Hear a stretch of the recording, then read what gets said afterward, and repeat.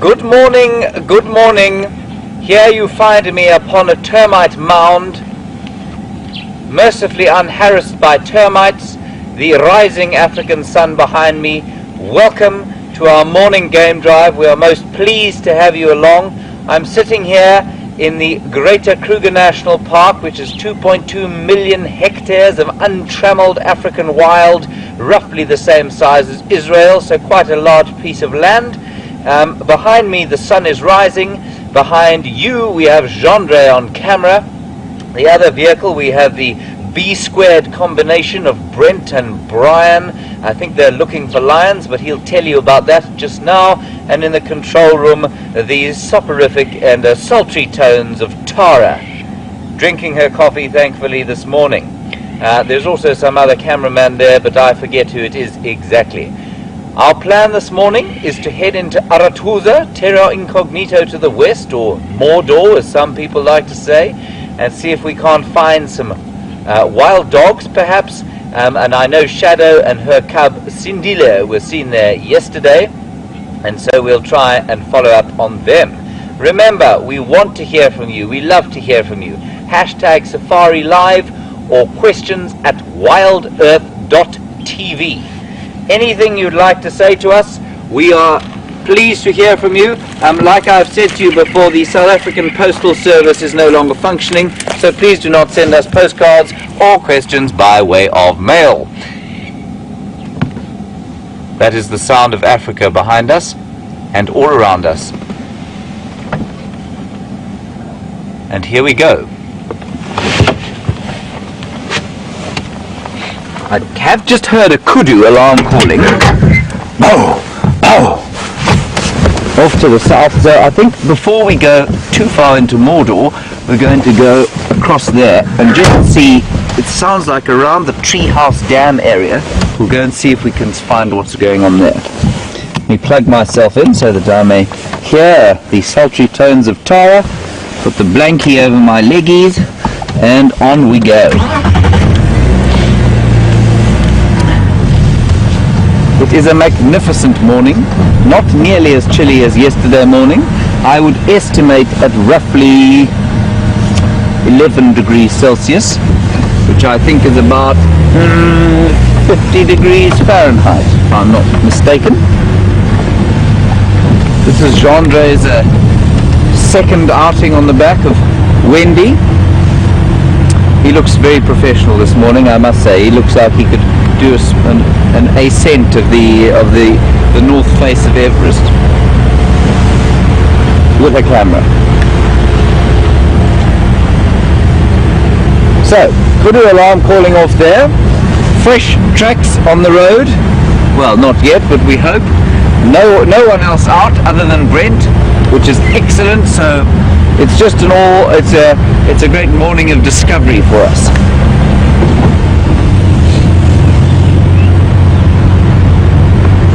The dawn chorus has begun. It began a little while back. Even before my alarm goes off at about 5 a.m, the francolins have started to call, as have the grey-headed sparrows. Grey-headed sparrow makes a little chirruping noise, much like your domestic sparrow might. And the francolin is much less subtle, and I'm sure you've heard them. If you're a new viewer, welcome. We love to have you along, and thank you for taking the time to be with us. Send us your questions. We want to hear from you, and remember, while there are infinitely stupid answers, there are no stupid questions.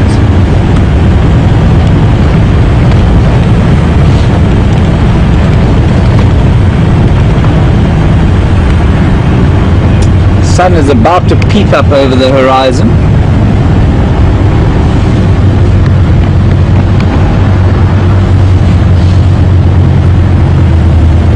So we're just going to have a stop here and listen again to see if we can't hear the kudu alarm calling.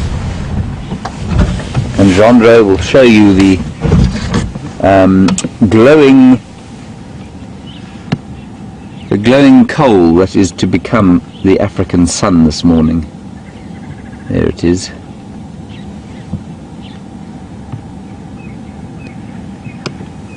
Don't hear any more alarm calling.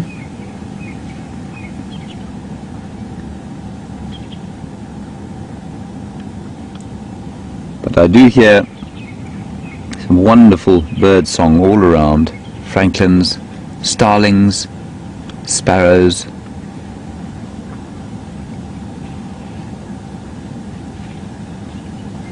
And the lovely sound of the Franklin coveys turning as they do into the undergrowth at this time of the day and fossicking about. And it's a lovely shuffling sound. I'll try and get it for you a bit later.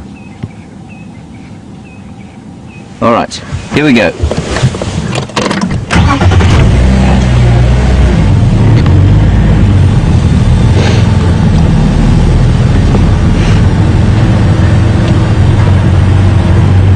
So as you will know by now, the road represents the story of the night, the great fable of what went on while we were in our beds, and especially when it's early like this and no one else has been out, it's lovely to read the first stories of the morning from the road.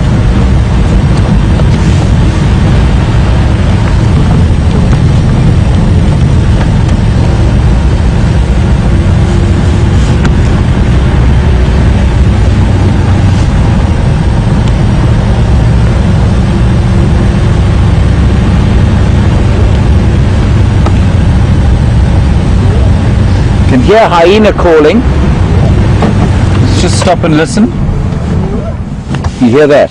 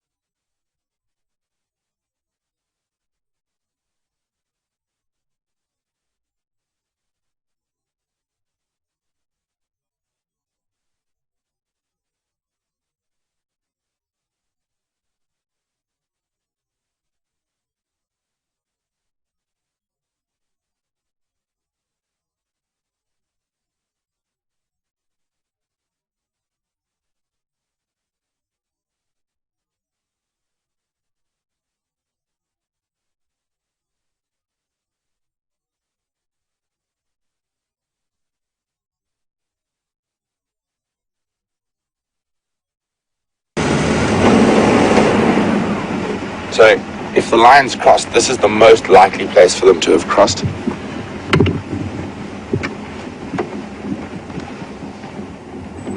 And there are no tracks, which is a really good sign.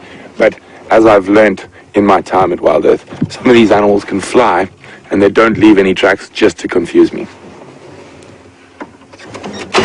And there's no tracks of those males. Well, yes, I'm going to have a closer look now. But this is, so far, very, very promising. Oh dear. I have tracks of the males.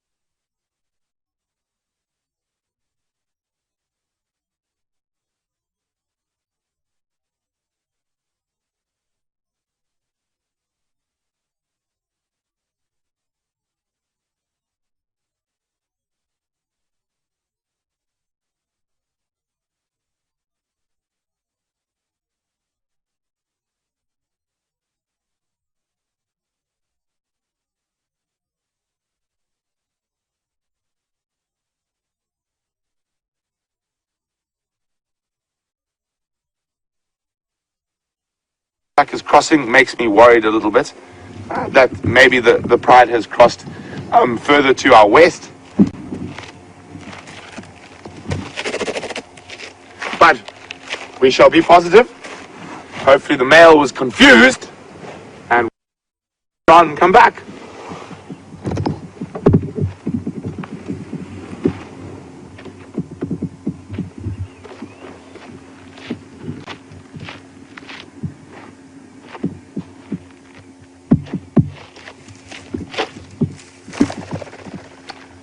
There was a Franklin right next to the road. I just heard this rustling of the Franklin before it took off. So we've only got tracks of one male crossing, so fingers crossed that is still positive, and hopefully the rest of the pride has decided to grace us with their presence. Sorry, I'm putting on my dress blanket because I'm not one for the cold.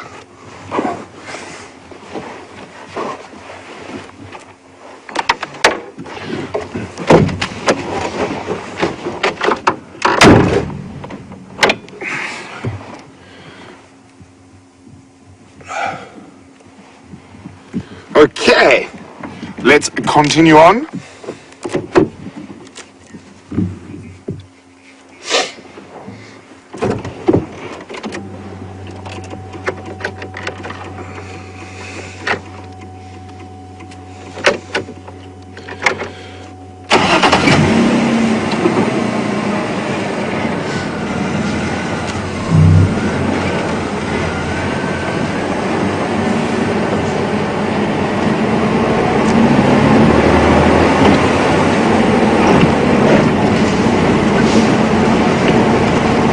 So we're going to check very carefully along the road here.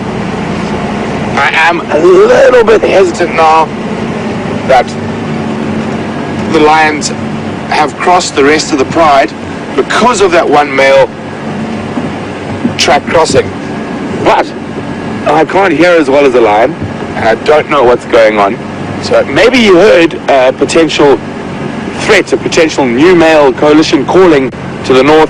So he walked straight past the pride and continued on to defend the territory. That's me just trying to be positive and hope we still have lions on Djuma this morning.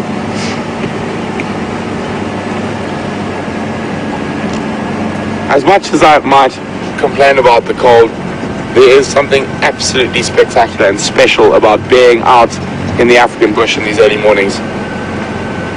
Especially now as this beautiful light starts filtering through.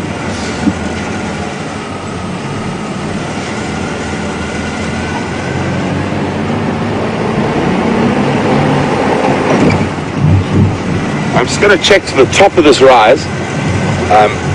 If there are no tracks from here, I'm going to head back to the east.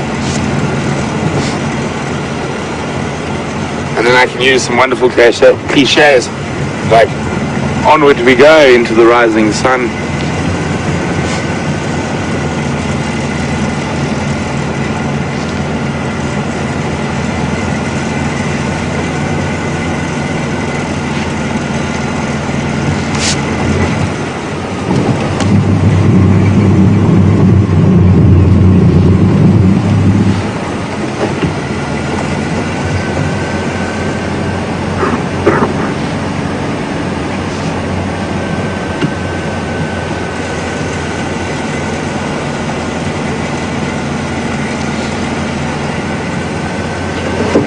So, huge apologies for the gremlins that have been running around in space. If we could, we would definitely beat them with a large stick. But thank you very much again to all the Zoomies and people watching the Djuma cam who fed us that update about the male lions. Unfortunately, I have found the tracks crossing our northern boundary, and I think we might have had a little bit of a break while I was discussing that, so I can go back to those tracks because I haven't got any tracks to the rest of the Pride crossing yet, and show you what we were talking about shortly, a little bit ago, about the lion tracks and where they went, and some of our theories about what could be happening out here. And there we go. And now we head eastwards into the rising sun. I told you, as soon as I turned around, I could use some cheesy cliches. You can see them. But as you can see, when they hit the harder soil, it becomes a little bit more difficult. And your eyes are like any other muscle in the body. The more you train them, the better they are at spotting these things. And that's spotting animals in the bush or spotting tracks on the ground.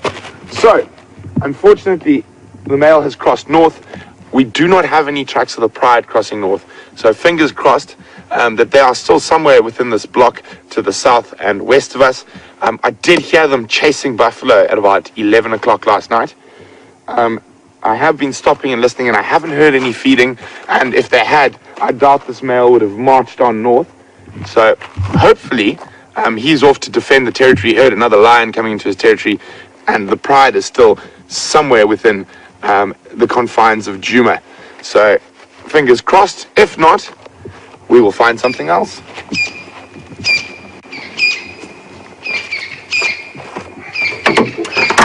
So time to put my blankie back on, and I do get mocked by other people at camp for my obsession with having blankets and hot water bottles and everything warm in the morning. But you know what? To quote my father, it's tough being tough, and I'd rather be warm than tough.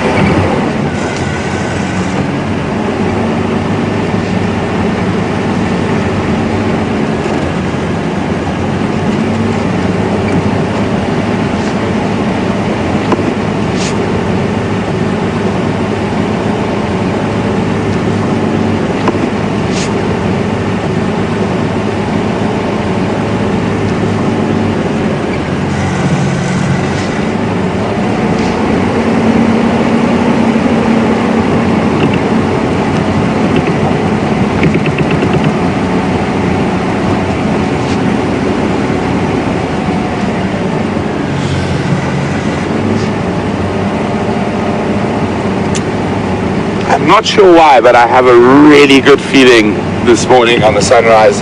safari. I'm not sure about what, but there is an air of anticipation. I can't describe why. I just have that feeling that we're going to find something fantastic today.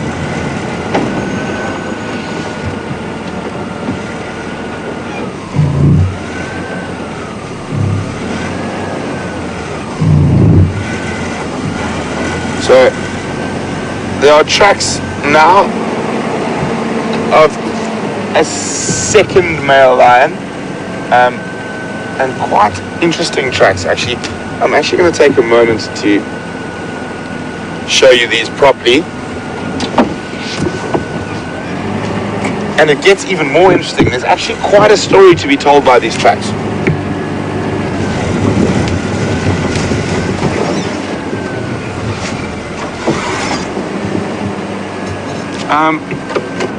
Can you see those swipe? Okay, perfect. So again, I'm going to unwrap myself from my blanket cocoon.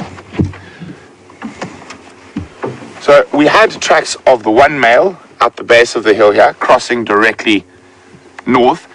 Now we have tracks of the second male. He crosses around here, but quite interesting. We can see him walking here. Boom, boom, boom, and then he is laid down. I don't want to mess up the tracks just yet. So we can see this is where his front feet were, and he's laid down on the side. And if you have a look carefully, these swipes in the sand are made by his tail. And I now know it is very fresh, obviously, so between 5 o'clock and now, but I know it's not in the last couple of minutes or the last hour or so, due to a very small track. I'm not sure if you're able to see this here. Brian? Yeah, it's not too bad. Those little spots. Yeah. Now, that is a very interesting little track, and it helps me gauge the age of the track. So, basically, it almost always looks, I'm going to do it a bit bigger in the sand. It almost always looks like a bit of a triangle, like that, but obviously at a minute scale. And this is a tiny little rodent that's run over these tracks at some point in the last sort of hour or two. Because of the crispness of the lion tracks, we know it's fresh, but there still has been a little mouse that has run across the top of where the lion was sleeping. Now, as I said, the story gets a little bit more complicated from here. So the lion is sleeping. He has definitely heard something, because all of a sudden he's gone from this wonderful sort of lying down. He's literally leapt, and I can see that, and started running. And all of a sudden, the track isn't that nice big male lion track we see when they're walking down the road. You can see how the edges are broken, and he's basically moved. So he's run like that. And I can see claws. So what happened, I wish I knew, but there's something that has sparked him to start moving at a really, really high pace. And unfortunately at a high pace across our northern boundary, but still it's really nice to be able to have a look at tracks. And now you can understand that when we're looking at tracks, we're actually reading a story, or our morning newspaper if you would like. So I know something has excited this lion. He was sleeping comfortably, and then he's heard something or smelt something that has caused him to leap up and run. Unfortunately straight north, but still, thank you, Mr. Lion, for telling us a story with your footprints. And now I shall cocoon myself again.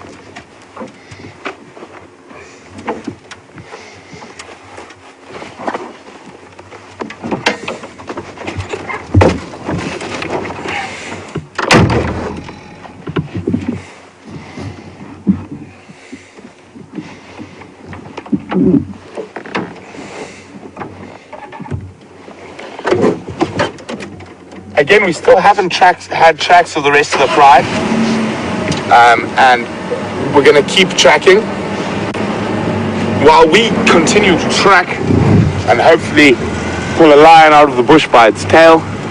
We're going to cross across to Commander Bond and see what he's been up to for the last little while, and we'll be back with you a little later.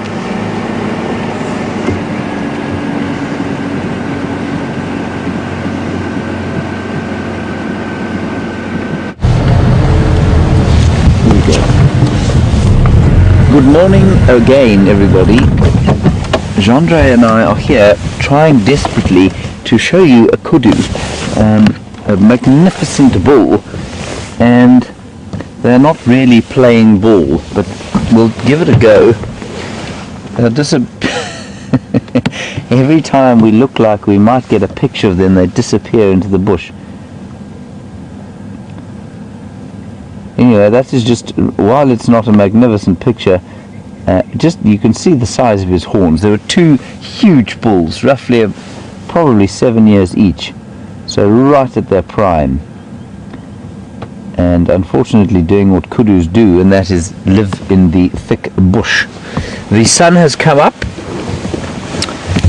It's not very warm yet. I think I kind of was over optimistic about the temperature.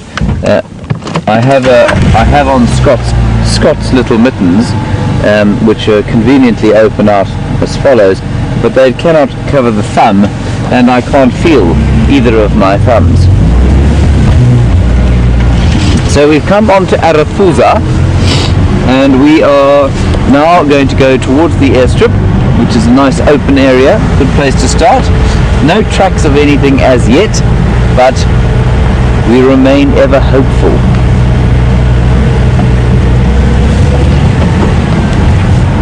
It is a particularly beautiful...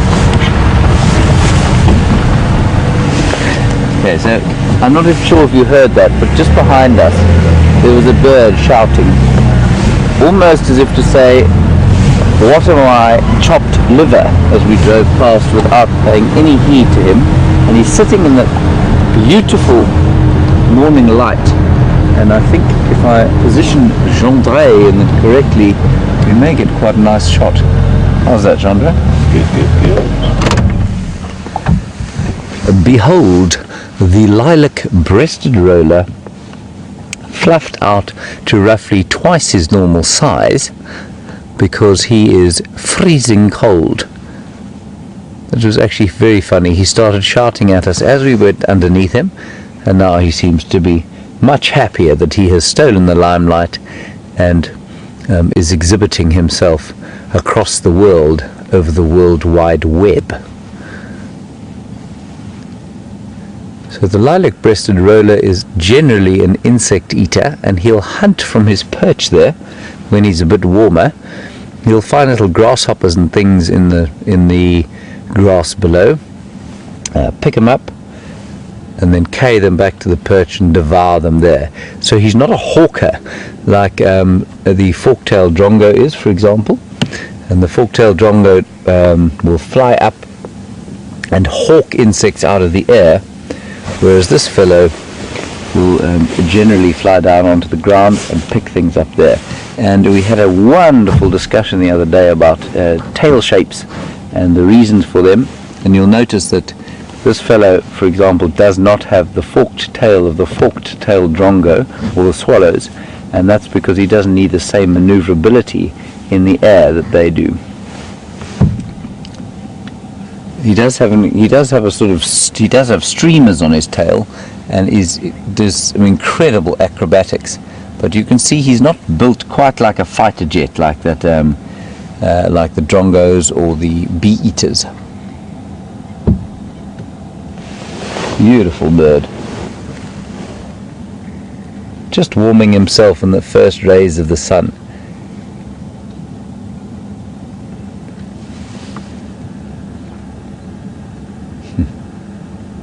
You can see the tail streamers there, which he does use when he display flies. And for those of you who don't know, the lilac-breasted roller, in fact all the rollers are so named because of their amazing sort of acrobatic display flights that they give for the females they're trying to impress. Just like an acrobatic human pilot, I suppose. Well, in fact, all pilots. Right, on we go. Not too far from the airstrip. Hoping to find a great plethora of animals teeming across the plains there.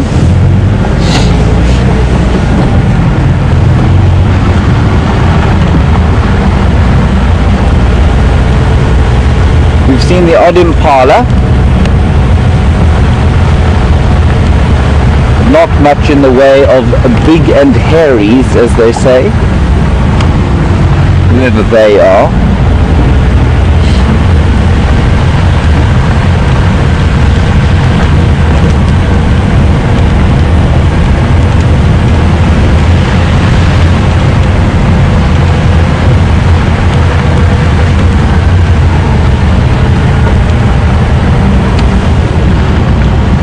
Crystal morning,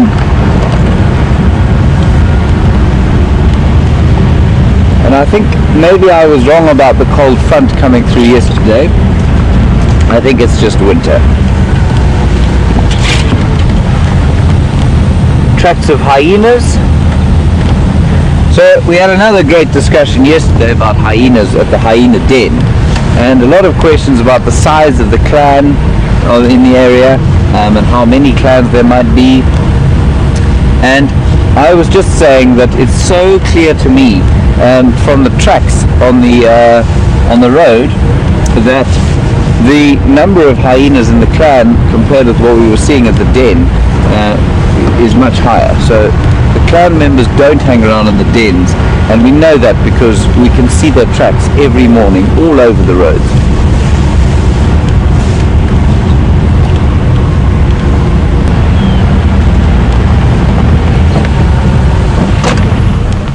Ugh, no, man. I spotted a scrub hare on the road, and he was sitting so nice and still. And as I thought about stopping, he disappeared. Now, the scrub hare may still be here if it thinks that it's hidden enough. There it is. See it there, John? It's actually really nice. Okay, he's just on the ground to the left of this green bush, and I just don't want to move too fast because he'll run. You got him? Don't. I think this other little bush is in the way. No, you'll get him from there. Just pan down. He's just to your right. You go right. He's just on the ground there. Gotcha. Close by. There we got him. Just indication of how incredibly well camouflaged they are that Chandra couldn't see him. There we go. Look how beautifully coloured he is. Or she. I can't tell. And a hare like this doesn't have a burrow like a rabbit. They live in something called a form, which is normally sort of a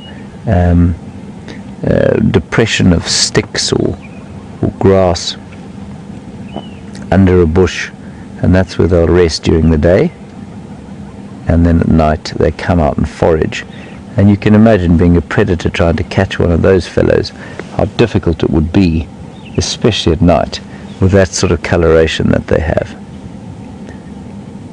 You so seldom see them this close. It's really wonderful.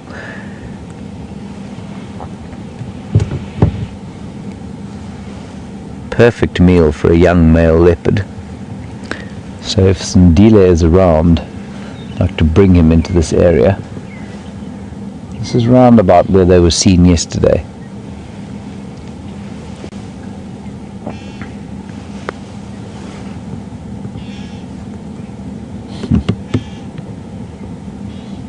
The scrub hare will eat basically any kind of seeds and roots and rich vegetation that it can.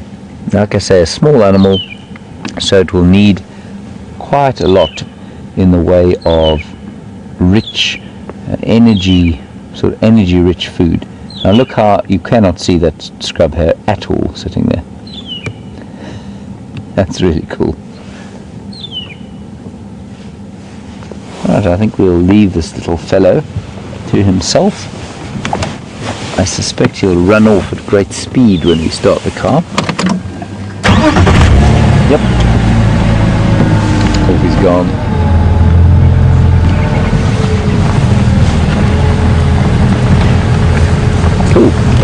Oh, sorry.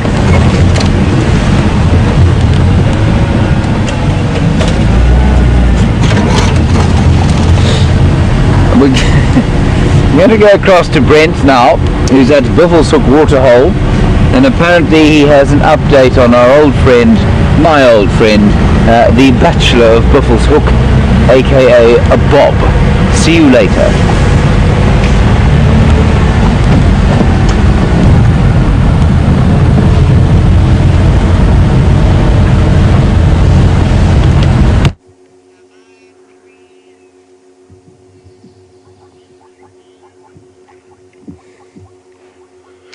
Welcome back, everyone. We're at Buffelshoek Waterhole, and with the lonely heart hippo Bob. Bob, who had a mate, from what I hear from James the last time he was here, no longer does. Maybe Bob has some snoring or flatulence problem. But Bob, who normally is accompanied by a grey heron standing on his back, has now got a hammerkop, and this is, for me, the first time I've ever seen a hammerkop sitting on the back of Bob. So Bob has lost a girlfriend, but made a new friend.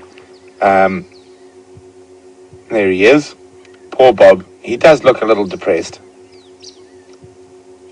But really interesting that we've found another bird species that's using Bob as a platform, a safe platform to fish from or to drink from. And there is a hammerkop.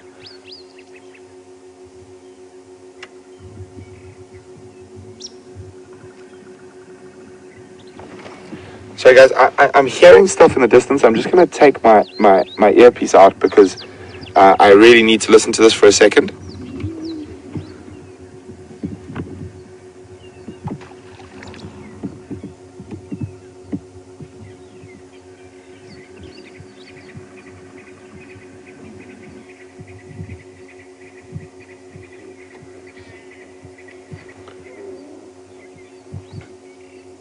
Okay, what I thought initially I heard lions killing something quite far to our east is not. It's actually hippo fighting.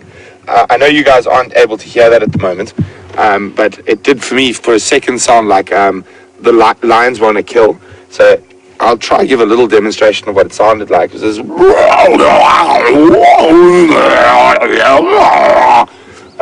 but obviously quite far in the distance. And hippos make the most incredible noises when they're fighting, and sometimes you cannot believe that noise comes out of a hippo. So when I initially just heard it, I was like, ooh, lions on a kill. And now listening carefully, it actually sounds like two bull hippos having a really big battle to the east of us. Bob's probably quite happy he's not involved in that, because it does sound very, very, very intense.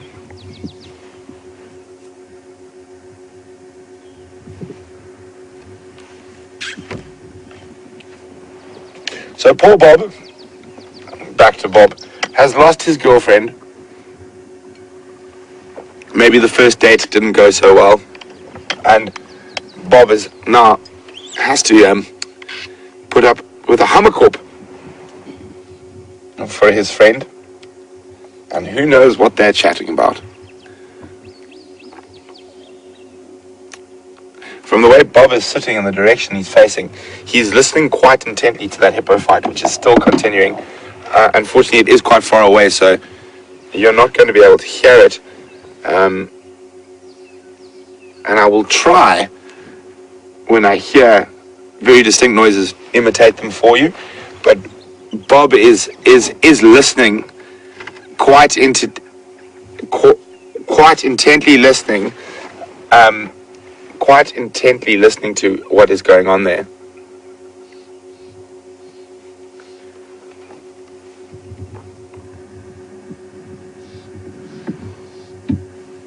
There seems to be a little lull. Oh, there we go, Brian. One of Brian's favorite things to film is kingfishers fishing. And obviously, oh, great. Did he catch something? Yes, he did. He got a fish. No, he didn't. So, from our cameraman's point of view, following and tracking a fishing kingfisher, yeah, he got one, is one of their favorite things to do, because obviously it takes a lot of skill to actually be able to follow a kingfisher like this smoothly. And it's an African pied kingfisher, sorry for those who don't know. And a very hungry one, since he just swallowed a fish mid-flight and is continuing. Oh, I'm going to have a little break. So I think that is one of Brian's favorite birds to film, because they do quite a lot, and they hover and they dive into the water. So quite an exciting thing for a cameraman. A little bit more challenging than Bob and the Hummerkorp, who are very, very much stationary at the moment. So that hippo fight's still continuing. The last I heard, it was sort of, and they have some very, very, very unique and sorry, it's just carrying on. I'm just listening again for a second.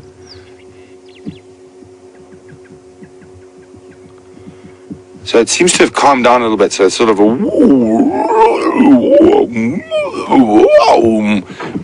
I know that might sound completely strange, but it is definitely a hippo fight. As I said, I first thought it was lions on a kill, and they can go from that strange to a sort of roar, like almost a roar and a growl.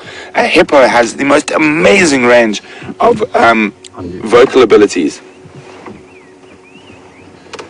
So Brian is wanting me to make a fool of myself and do those funny faces while I'm trying to make the noises. So I will do them again now. I'm just going to listen to see what is up.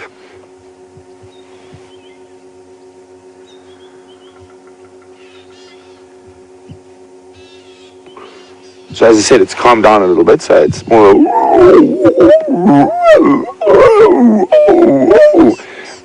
hippo battles, and I don't call them fights because they're actually sort of epic battles. I've known them to last for up to 6 or 7 hours, and these two bulls will just go at each other completely, and they really, with those massive jaws and teeth, are able to do some serious damage to each other. And as I said, battles, not fights. I'm trying to listen again now, see what's happening. So you'll go through this. There'll be intense fighting, and then excuse me, and then they'll actually calm down, and then you'll get what we're getting at the moment. That sort of complaining. They obviously can still see each other, but they're still complaining that.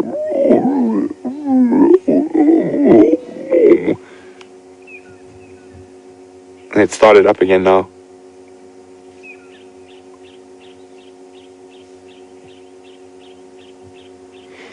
So I do know there's a large waterhole to the north of us that probably has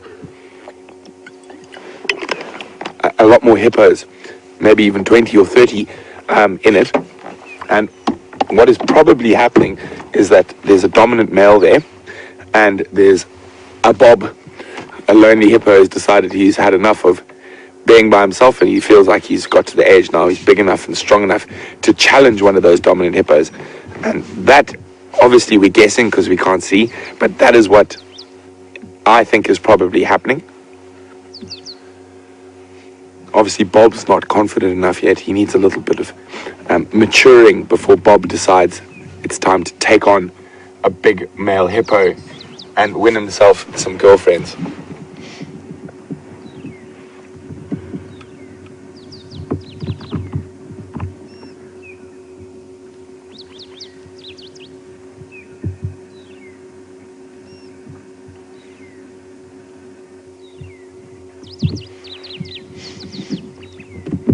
And normally while we're here, Bob will move around a bit and whatnot, but he is completely focused on that direction of that fight.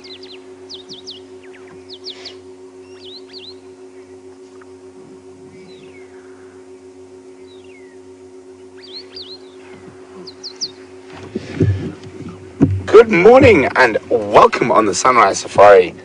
Claire from New York. Claire would like to know, where do herons nest? In trees, and generally they build incredibly large nests, a big stick platform, very untidy nest. In certain areas like the Okavango Delta and on certain places of the Zambezi River, you will find herons and storks and ibises and cormorants will all nest in the same place. That is called a heronry, and you can often have up to 10,000 different birds there, and it's an unbelievable cacophony of noise because none of those bird species have a particularly pretty voice. But in areas like this and with the grey heron, although they will nest in heronries in other places, because of our climate where we are exactly and lack of water, we only have these very few water points, they will generally nest in a large stick nest in a big tree close to a dam or a drainage line or a river. I haven't seen any heron nests on Djuma or Arathusa for that matter, but I'm sure they're there. They'll probably be in one of the drainage lines, a big stick nest, and I will definitely keep my eye out to see if we can find one.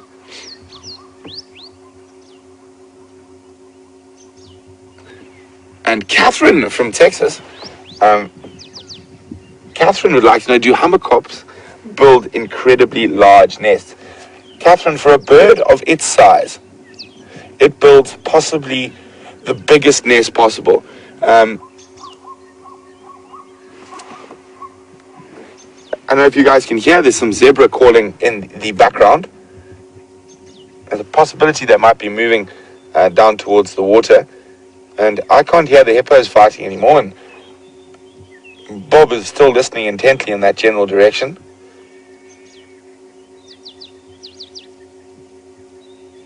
But sorry, Catherine, back to hummerkop nests.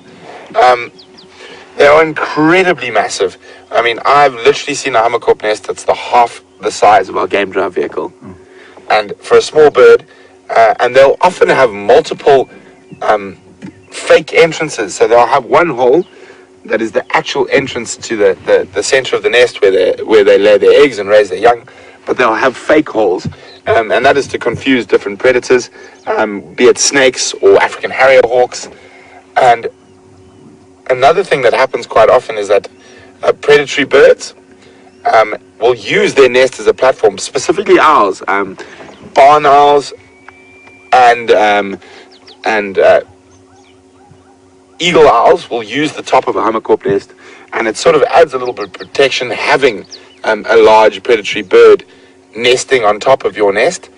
I haven't seen any hummerkop nests on Djuma. Have you, Brian? I haven't. We must check the drainage lines. They generally like to build them in drainage lines and on big trees like jackalberries or African ebonies or weeping boer beans, leadwoods.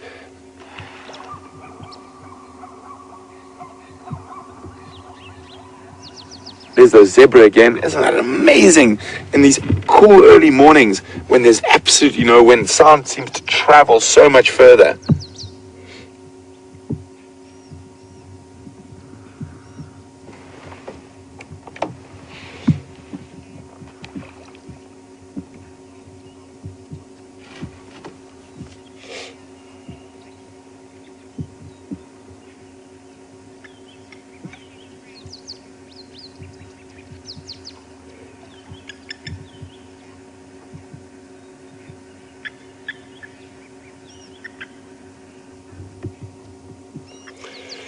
Morning, Kay. Welcome on the Sunrise Safari. Kay would like to know if I've ever seen Bob out of the water. Well, Kay, I have. Unfortunately, I don't think we were actually live at the time. The one morning we arrived here very, very early, and I saw Bob walking into the water. And Bob is a young male hippo. Hasn't got to that massive size that big bull hippos get to. And that's why he's Bob the Bachelor. He's not big enough and strong enough yet to compete and try to push one of those dominant males out of there's the zebras again, a body of water where the girls live.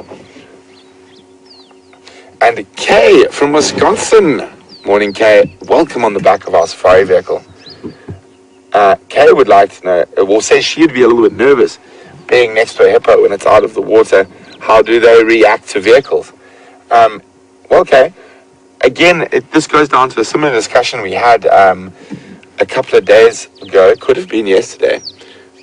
No, day before.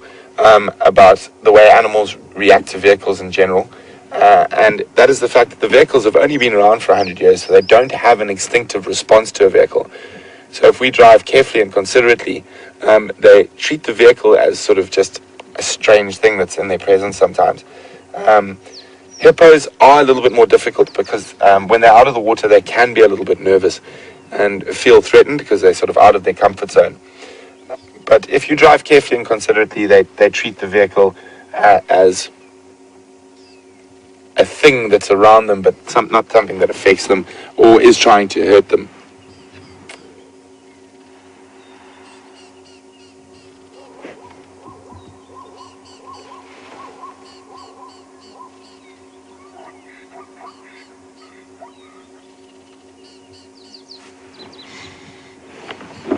Hi, Ginny. Ginny says, "What keeps popping out of the water next to Bob?" Ginny, I haven't seen anything around there, so I'm just going to put my binoculars on them for a second. The only movement, there we go. I see a little bit of movement. Ginny, there are some very small fish, probably one of the barb or minnow species, that are causing those little ripples around Bob. And quite a lot of fish will live very close to a hippo, and especially because when a hippo defecates, they'll feed off his feces. And especially a lot of your little smaller minnow species and tilapia and even the catfish will do that. And that is why you find birds like hummerkorps and herons often using hippo as a launch pad, because the fish are attracted to the feces of the hippo.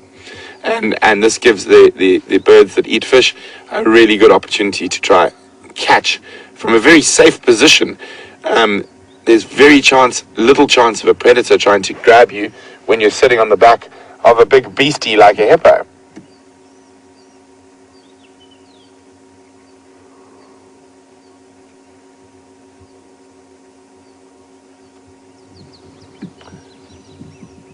Just checking with my binoculars. Having a close look at the hippo, because we've had a question from Kay in Texas, is asking, how can we be certain that this is Bob the Bachelor and not the other hippo? Oh, Brian's found a grey lurie or a grey go-away bird and basking in the sun, trying to get warm before it decides to make a lot of noise, as they're very good at.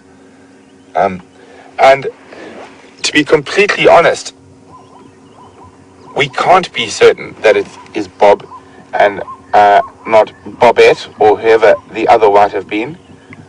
I have seen Bob has some quite distinctive scars on his rump, but unfortunately while this deep in the water I cannot actually see and confirm that it is Bob. It could be a new Bob or a Bobette, but more than likely it is a male. And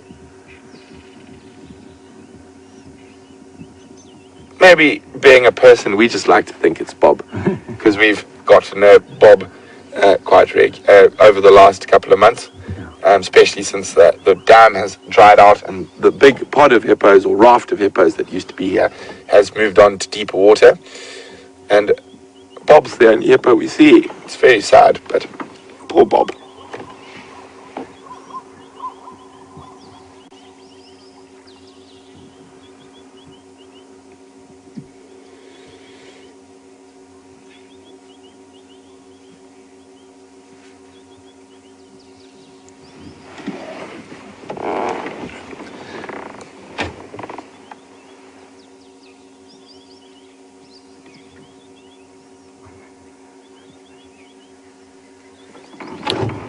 Hi, Liz from Wisconsin. Welcome on this beautiful sunrise safari. Thanks for joining us on the back of the vehicle. Liz would like to know, do zebras sound like donkeys? We keep hearing zebra calling all around us. Actually, I can hear about 3 different groups that have been calling. Liz, fortunately for us who live out in the bush, zebra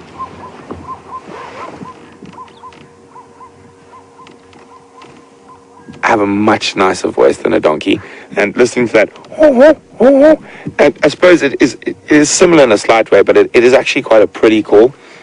compared to a donkey, and a donkey, I'd much prefer to listen to the zebra. And then also James would like to know whether I've fished in this particular waterhole. James, I haven't. I have fished in other waterholes in the Sabi Sands, in the central areas, and I've fished quite a lot in the Sand River. And I've enjoyed my time fishing. Obviously, you have to be very, very careful when fishing around these waterholes, because you have lots of animals coming, like elephants and hippo being the most important, and crocodiles. So you should never sit right on the edge of the water. You must always sit about 5 meters back. I've caught, I think my species count for the Sabi Sands is about 9 different species of fish I've caught. I've caught sharp-toothed catfish. I've caught tigerfish. I've caught Mozambique tilapia. I've caught red-breasted tilapia. I've caught a low-felt largemouth, which is a Saranchromis, but still related to the tilapia. I've caught a 3-spot barb. What else am I missing now? Oh, a silver catfish. And I'm sure it's 9. I'm missing 2. I think it's probably 2 of the smaller barb species that I've caught by accident. But we're going to leave Bob in the Hummerkorp, and hopefully Bob isn't lonely for the rest of his life, and he does get up the courage to go challenge a male for some ladies at some stage. And in the meantime, we're going to cross back to James and see what he's been up to, and we'll be back with you a little later in the drive.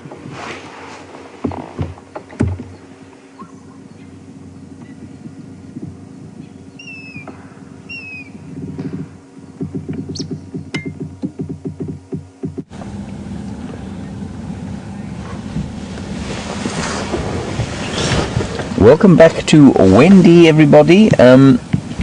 We are having a fairly quiet morning.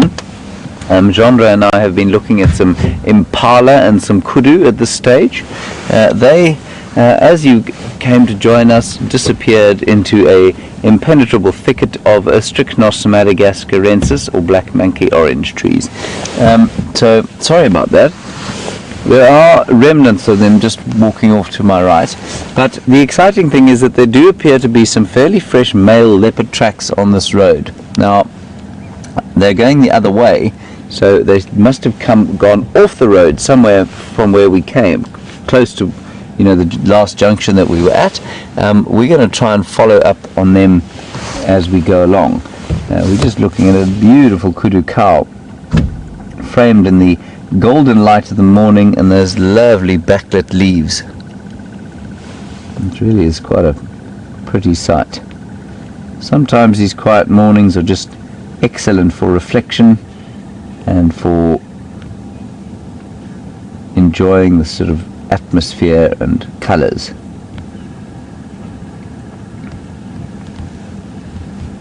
So while we're looking for the leopard, we do have a little something to show you. And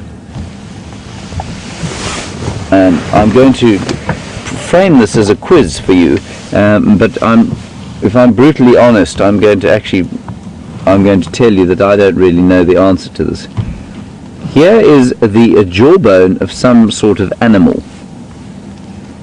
Clearly it is not a primate.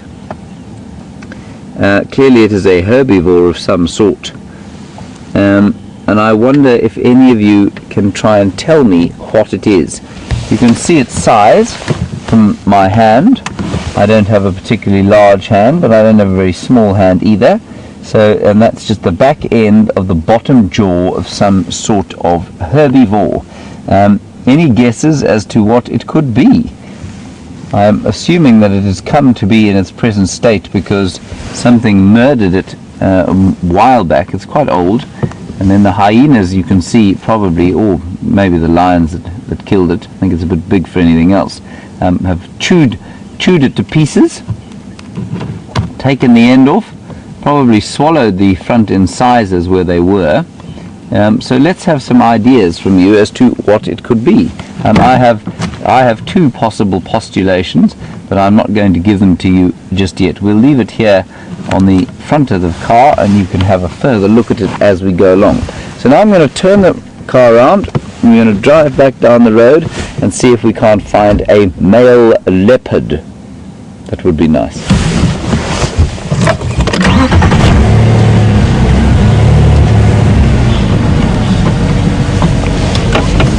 Mercifully, despite the quietness of the day, it is now starting to warm up a bit, which is rather nice. And not to bump into anything.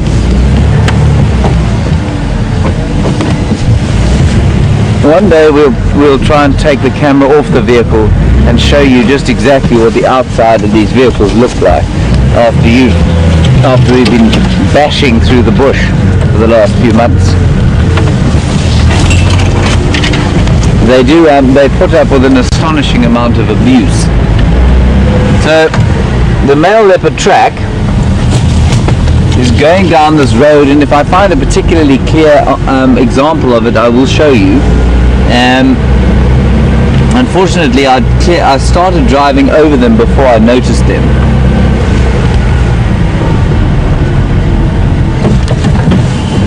It's quite, like I say, the road is such an interesting thing to look at. There's also a female here going the other way, but I don't think that she's very fresh. I say I don't think because she seems to be under a few of the hyenas from last night. There's the male there. He's going off there. He's headed off directly through there. So we'll go round to the next block and see if he doesn't pop out, and if he doesn't, assess from there. We're quite close to the southern boundary, but not very. Okay, I'm going to drive a little bit quicker. It'd be very nice to find him resting in a tree with some sort of breakfast meal. And I'd also be interested to know who this is. I know that they think that they've got tracks of Tingana way north of here. So who this leopard is, I'm not sure. Perhaps it is the fabled Anderson male, who I've yet to see. And then we can see if the legends of his size are to be believed.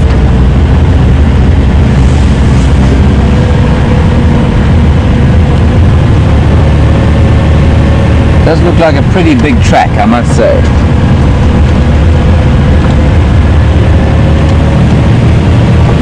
Probably from last night at some stage, possibly early this morning. But again, when these males are on the when they're on the hunt, they're relatively easier to track because they don't move so far.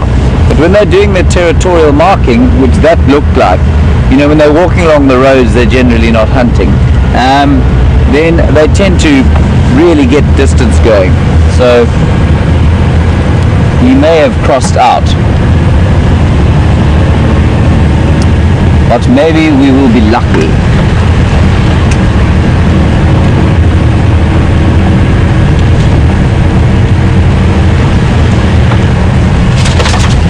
Right, we have a couple of ideas for this jawbone.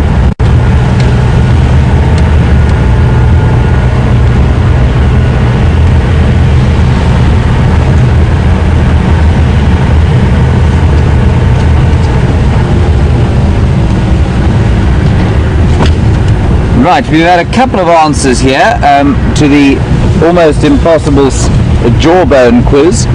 We've had wildebeest, zebra, kudu, impala and giraffe. Now, I think it's one of two of those. And I'm no expert in anatomy, but I think that it's definitely not an impala. If you find an impala that size, it would be a world-beating impala. It's not a giraffe. I don't think it's big enough to be a giraffe. I don't think. Kudu it could be, but it's out in the open here, so I think it's unlikely that it's a kudu. And so I think it's a wildebeest or a zebra. I think it's too short to be a zebra though, so I think it's a wildebeest. And in the absence of further evidence, that's what I'm going to go with. So those of you who went with wildebeest, well done. You and I are of like mind. I'm not sure if that's a good thing or a bad thing. It's Charlie, Andrew and Anne. Thank you very much for your answers. And Edward, you reckon zebra? I think that's probably not a bad guess. You might be right, but I'm pretty sure I'm going to go with wildebeest.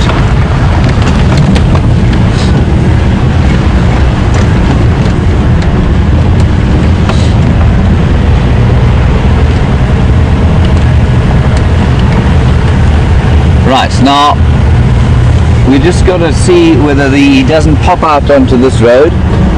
Our signal is not excellent in this particular area. So if you lose me, I'm sorry.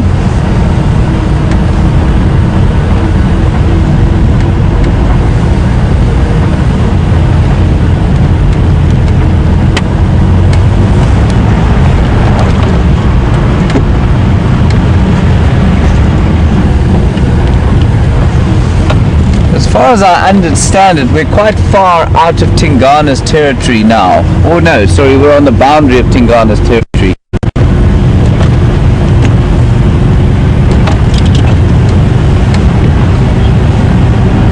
And although you can see the light has turned pretty white, it's still pretty chilly out here.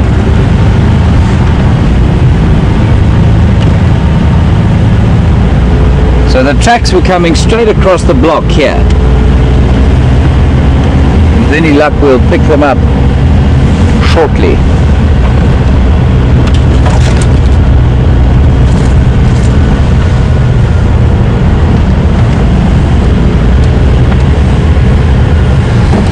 Do you smell that?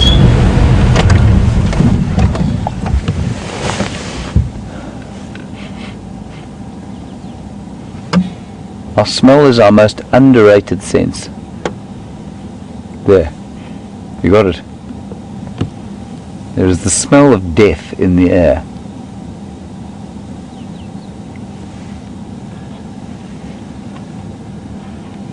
Something has died around here, and not too recently.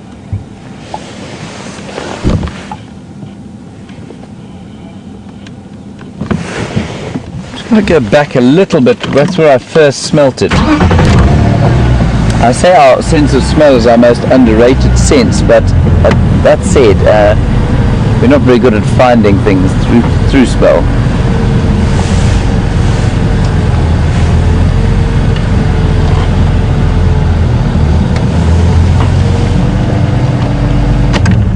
I'm going to test the wind direction, try and get a sense of it.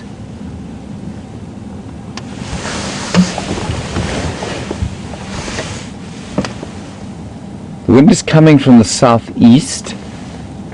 No, it's not. It's now coming from in front of us.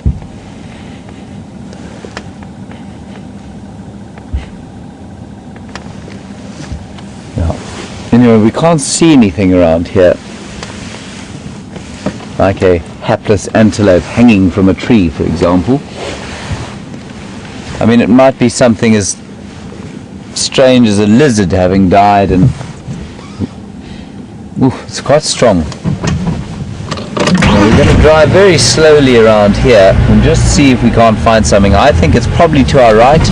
That's from where the smell, or that's from where the wind is coming.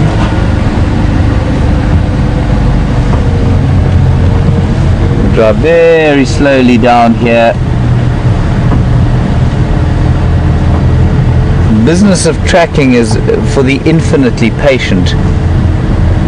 Makes it an extremely difficult art for someone like me.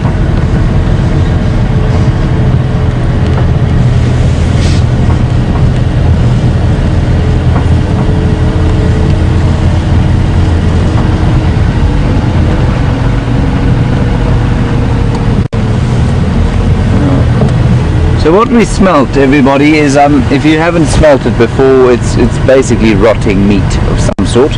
Could be a lizard.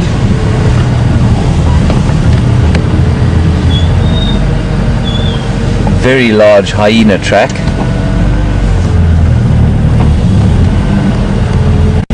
Could be a lizard, it could be the carcass of a buffalo somewhere around here. I mean, that's Probably not that bad.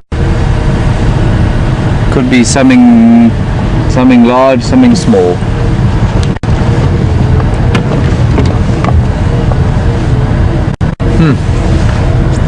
Anyway, tracks of the leopard haven't popped out yet, so it might be worth doing a turn through the block there at some stage. We'll just mark where we are. He was pretty much heading in this direction when he came through the block.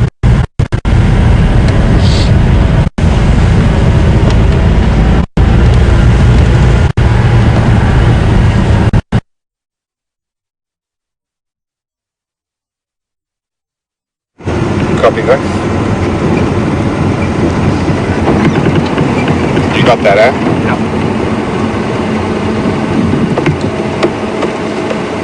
Welcome back, everyone. The gremlins are harassing James this morning on the sunrise fire, and fortunately, while the gremlins harassed him, we have popped in to what we've been hearing a lot of the morning, and this is definitely one of the groups of zebra we heard calling. Quite a nice big group. I mean, from what I can see, there's at least 10 or 12.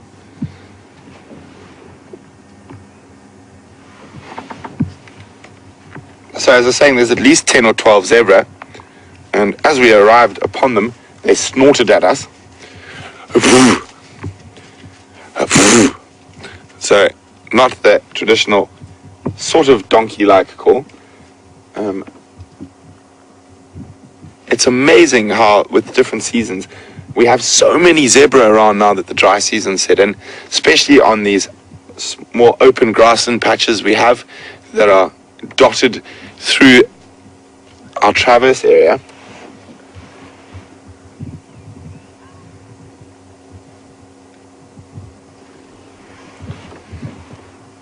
There's a very pregnant female. If you go off to the left slightly there, please. You can see her, there she is. And look at how distended her belly is. So zebra always have that really fat belly because of the way their digestive system works. They're hind gut fermenters. But that is definitely a pregnant zebra. That is not gas, which is what normally makes a zebra's belly quite rotund.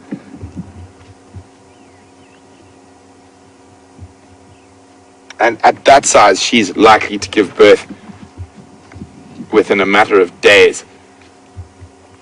And zebras do give birth throughout the year.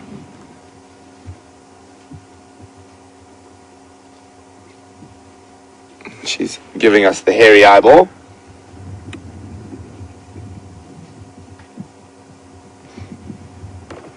See how with all the animals we see, watch their ears, they're constantly listening to everything around them.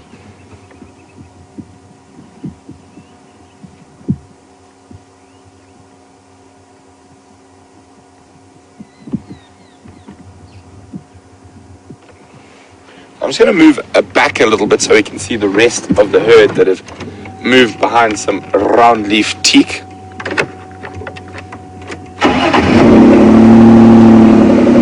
Try to get a little bit of a better angle for the light for Brian and the thumb. Say when? We go past this.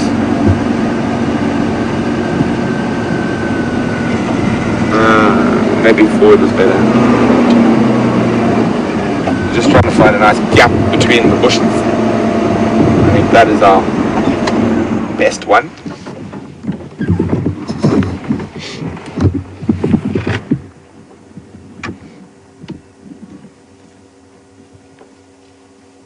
See, their tails are in full swing, keeping the flies away.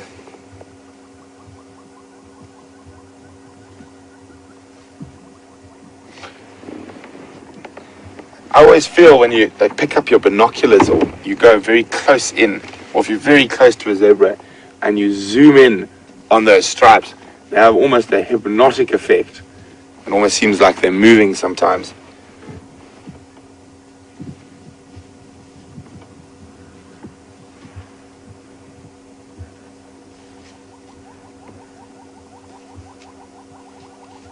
So on yesterday's sunset safari, we looked at zebra poo, and at least we get to actually look at a zebra rather than their leavings on the sunrise safari.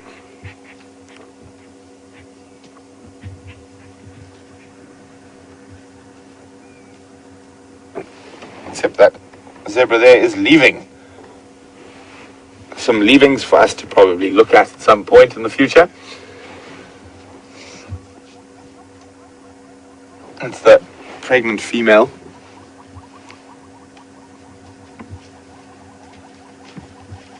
Every time I spot a group of zebra, I'm always looking for that zebra we saw quite a long time ago. He had that big claw gash from escaping lions in her rump. We saw her twice, I think.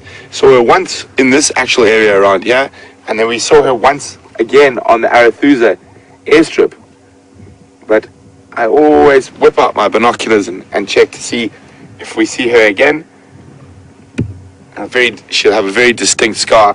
And one of the things I love about zebras that have escaped marauding lions and have those scars is that after those scars heal, the stripes never join correctly, so they sort of off balance and skew, and makes always for fun to see a zebra that hasn't quite got its stripes in order. I'm going to move back a little bit again so we can see a few more.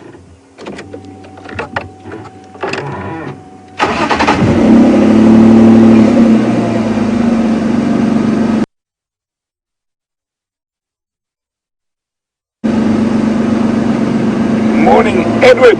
Welcome on the Sunrise Safari. How's that? Back a little bit more. Back a little bit more. There we go. So, Edward would like to know whether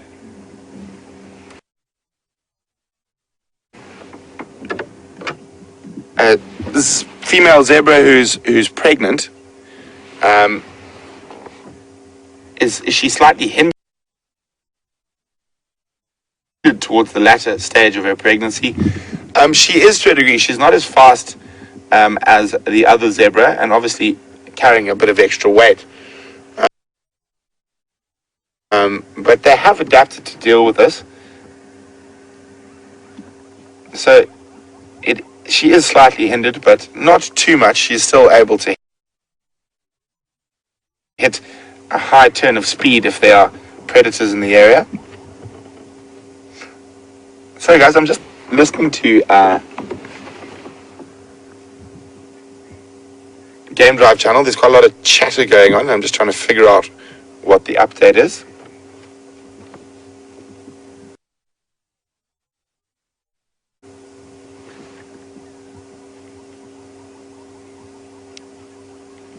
Tax, is that in Konzo for Wanuna or Shambi?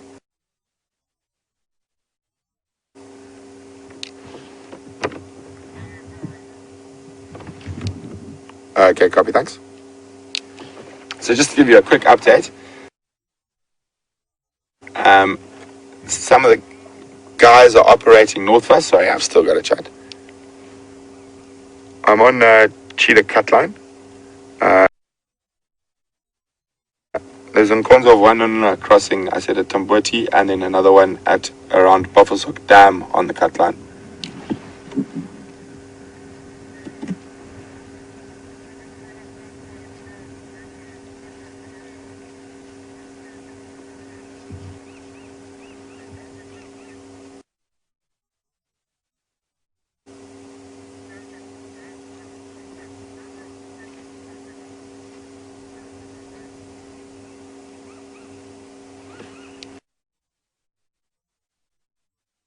Okay, copy. Thanks very much, Taxi. I'll go check there right now. Tax has just asked me to go check a very specific area for a very specific animal. I'm going to hold my tongue about what it is in case I accidentally jinx it. So, goodbye, zebras. You're wonderful, but we have to go. So Tax has asked me to check very carefully in a certain area for some tracks, and I have to go there. I'm trying to literally hold in my excitement, even if it is just a track. So bear with me for a few minutes, guys. We're quite close to the area he wants us to check, so I'm going to do that right now.